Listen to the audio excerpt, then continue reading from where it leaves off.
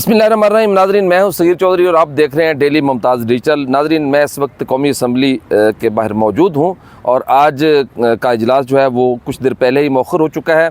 आज के इजलास में अहम बात जो थी वो सानिया जाफ़र एक्सप्रेस थी। उस पर जो अरकान असम्बली हैं उन्होंने बहुत ज़्यादा गुफ्तगू की और चूँकि ये एक बड़ा अफसोसनाक वाक़या है और पूरा मुल्क जो है उस सानिया को लेकर अफसोस का इजहार भी कर रहा है और सोग में भी है।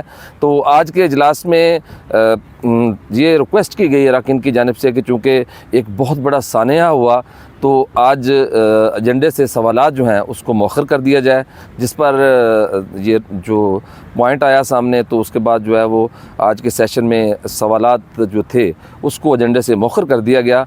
लेकिन उसके बाद जो पीटीआई के जो अरकान कौमी असम्बली हैं उन्होंने भरपूर तरीके से सदर की जो तकरीर हुई है जॉइंट सेशन में उसको तनकीद का निशाना बनाया। ना सिर्फ तनकीद का निशाना बनाया बल्कि ज़रताज गुल और तलाल चौधरी के दरमियान तलखी भी होती रही और तलाल चौधरी ने उनको ये कहा कि आप उनकी तकरीर पे तनकीद कर रहे हैं, आप ये बताएं कि आपने तो उस वक्त बाइकाट कर दिया था, आप तो असम्बली के फ्लोर पे मौजूद ही नहीं थे, तो फिर आपको कैसे पता कि उन्होंने क्या क्या बातें की।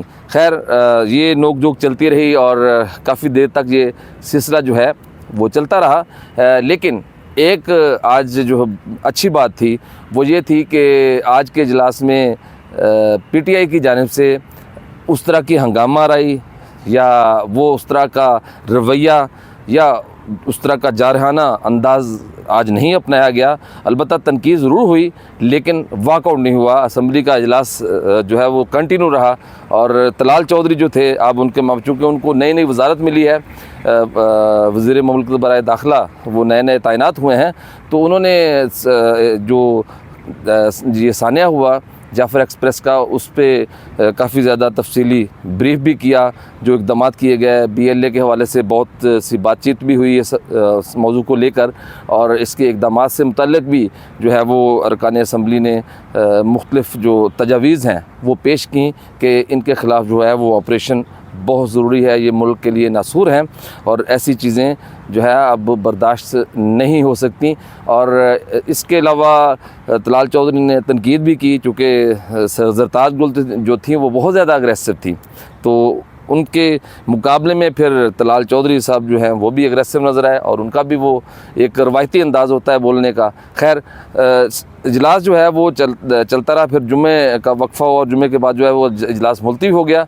तो अब ये इजलास सोमवार को होगा और सोमवार को फिर जो है वो एजेंडा जो भी इसमें शामिल किया जाएगा तो उस पर बाकायदा बहस होगी। मुझे पार्लियामेंट से इजाज़त दीजिए। अल्लाह हाफ़िज़।